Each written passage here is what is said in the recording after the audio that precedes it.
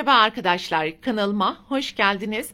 Bugünkü videomda yeni başlayanların bile rahatlıkla yapabileceği tığ işi kolay erkek bere modelinin yapılışını anlatacağım. Umarım sizler için faydalı bir video olur.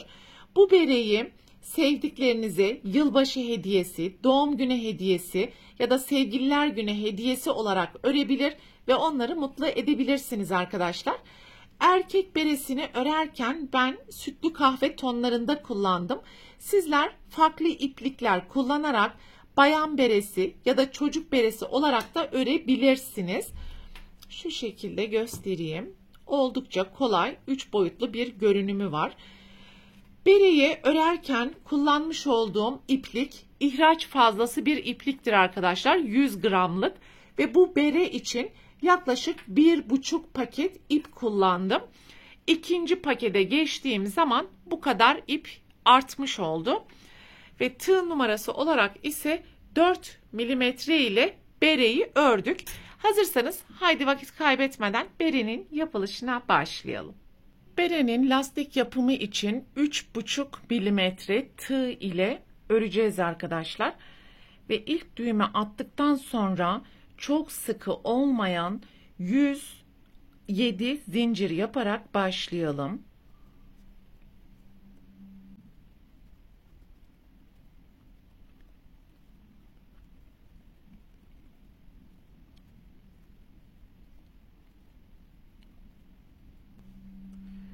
...107 zinciri yaptım. Sizin kullanmış olduğunuz tığ numarasına, iplerin kalınlığına ve inceliğine göre buradaki zincir sayısı değişebilir. Önemli olan ilk düğme attıktan sonra tek sayı kadar zincir yapmanız gerekiyor arkadaşlar. Ve zinciri çok asılmadan şu şekilde ölçelim.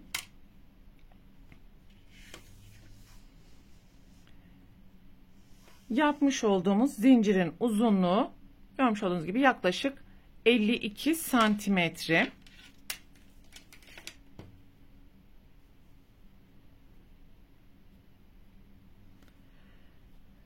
Ve son zinciri yaptıktan sonra zincirin yönünü hiç çevirmeden birinci zincirin içerisine kaydırma yaparak halka oluşturacağız.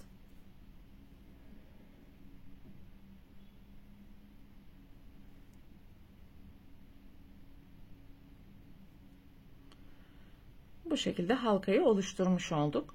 3 zincir ve sonraki zincirden başlayarak sıra sonuna kadar birinci sıra için yan yana ikili trabzan yapacağız. Ve birinci sırada yapacağımız trabzan sayısı başlangıç zinciri ile birlikte bu kez çift sayı kadar olması gerekiyor.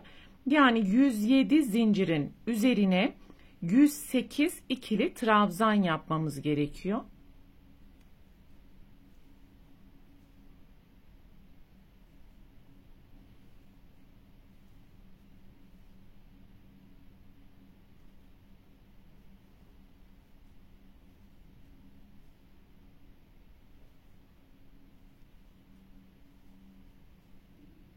Sıra sonuna yaklaştım ve şu anda başlangıç zinciri ile birlikte toplam 105 ikili trabzan yaptım. 106,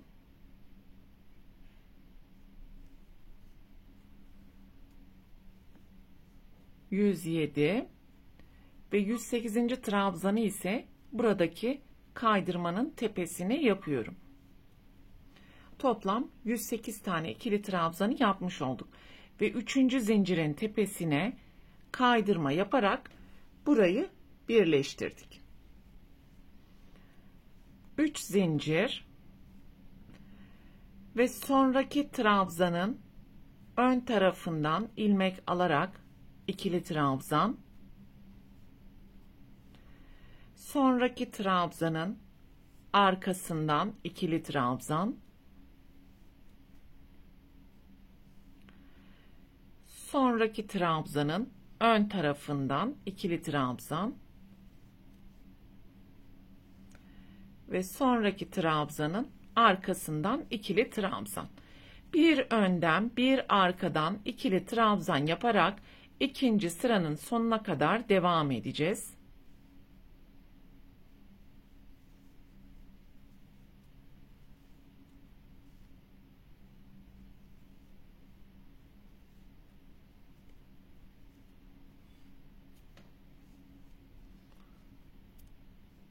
İkinci sıranın sonuna yaklaştım. Son birkaç tane trabzanı da sırayla ön ve arka şeklinde yapalım.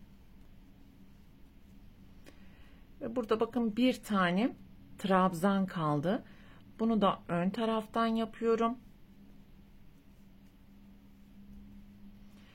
Ve yapmış olduğumuz ilk zincirin tepesine kaydırma yaparak burayı birleştirmiş olduk. Şimdi 3. sıraya geçerken 3 zincir ve sonra gelen öndeki trabzanın yine ön tarafından ikili trabzan, sonraki arkada görünen trabzanın arkasından ikili trabzan ve sonra görünen öndeki trabzanın yine önünden ikili trabzan. 3. sırada önde gördüğümüz trabzanları ön taraftan, arkada gördüğümüz trabzanları arkadan ikili trabzan yaparak sıra sonuna kadar devam edeceğiz.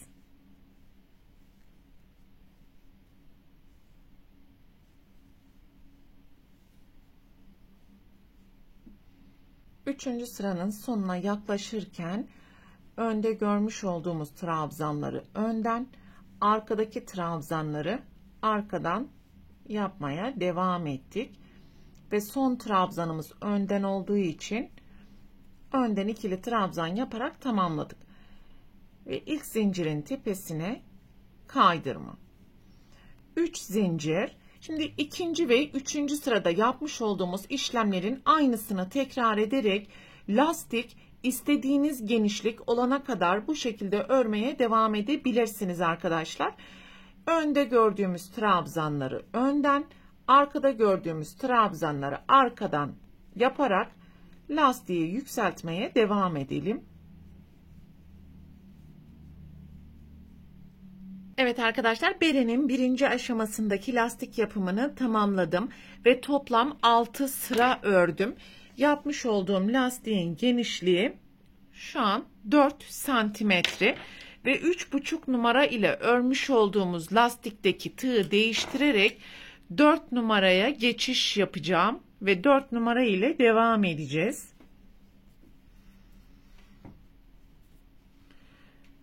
Sıranın sonuna geldiğimiz zaman son zincirin tepesine de kaydırmayı yapalım. Ve şimdi 3 zincir, sonraki trabzanın tepesine ikili trabzan ve şimdi hem önde hem de arkada görmüş olduğumuz tüm trabzanların tepesine sıra sonuna gelene kadar ikili trabzan yaparak ikinci aşamanın birinci sırasını tamamlamış olacağız.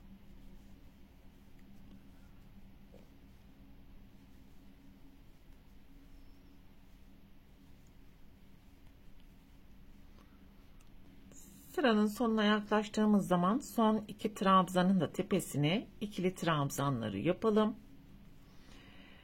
Ve ilk zincirin tepesine kaydırma yaparak burayı kapattık. 3 zincir ve ikinci aşamanın ikinci sırasında bu kez tüm trabzanların arkasından ikili trabzan yaparak sıra sonuna kadar devam edeceğiz. Ve ikinci trabzanın arkasından başlayarak sıra sonuna kadar arkadan ikili trabzan yapalım.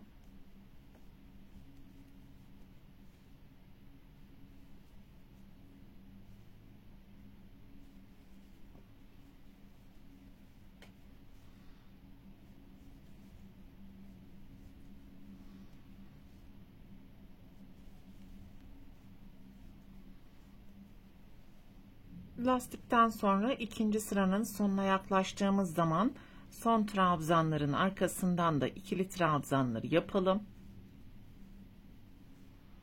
Bakın burada bir tane trabzan kaldı. Buraya da arkadan ikili trabzan ve ilk zincirin tepesine kaydırma yaparak sırayı tamamladık. 3 zincir ve şimdi lastikten sonra birinci sırada yapmış olduğumuz işlemleri üçüncü sırada tekrar edeceğiz. İkinci sırada yapmış olduğumuz işlemleri dördüncü sırada tekrar edeceğiz arkadaşlar. Yani her iki sırada bir desen kendisini tekrar ederek yukarıya doğru yükselecek. Şimdi lastikten sonraki birinci sırada olduğu gibi alt sırada görmüş olduğumuz tüm trabzanların tepesine ikili trabzan yaparak sıra sonuna kadar devam edeceğiz.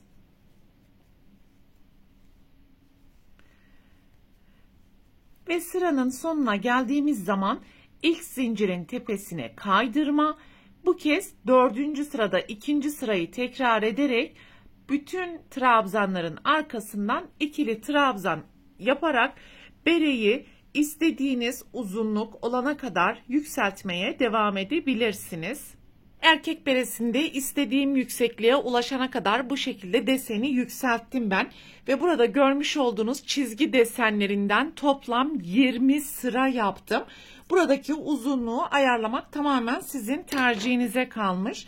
Şu anda yapmış olduğumuz berenin uzunluğu görmüş olduğunuz gibi 34 santimetre.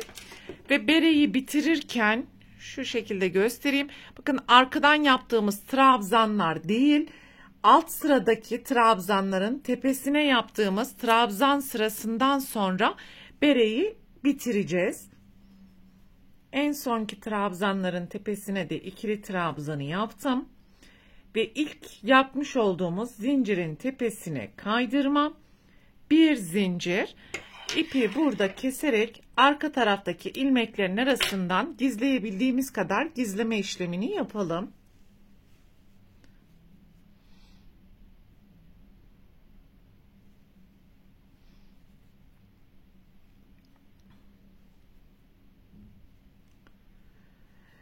Ve şimdi berenin üst tarafındaki büzme işlemini yapacağız arkadaşlar. Ben bunun için yapmış olduğum ipi şu şekilde ikiye katladım ve ikiye katlayarak toplam 160 adet zincir yaptım. Burada ne kadar uzunlukta bir zincir istiyorsanız tercihinize bağlı olarak yapabilirsiniz. Bu yapmış olduğumuz zinciri berenin üst kısmından geçireceğiz. Şöyle yukarıdan 1, 2, 3 tane çizgi deseni bırakalım.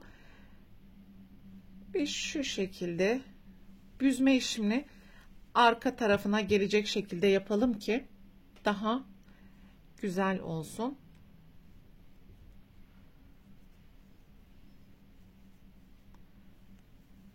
Şöyle geçirdim.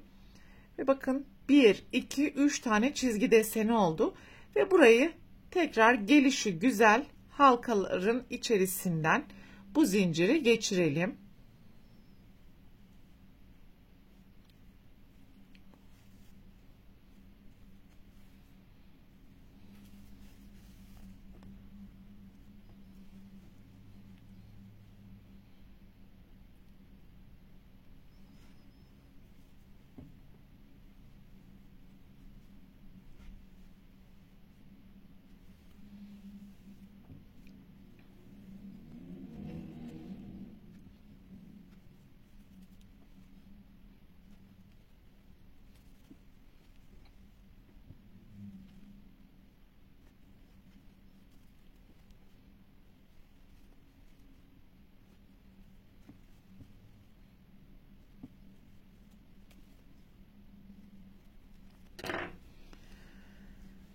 Evet, zinciri geçirdikten sonra bu şekilde büzelim. İstiyorsanız buradaki mesafeyi birazcık daha aşağılardan yapabilirsiniz büzme işlemini.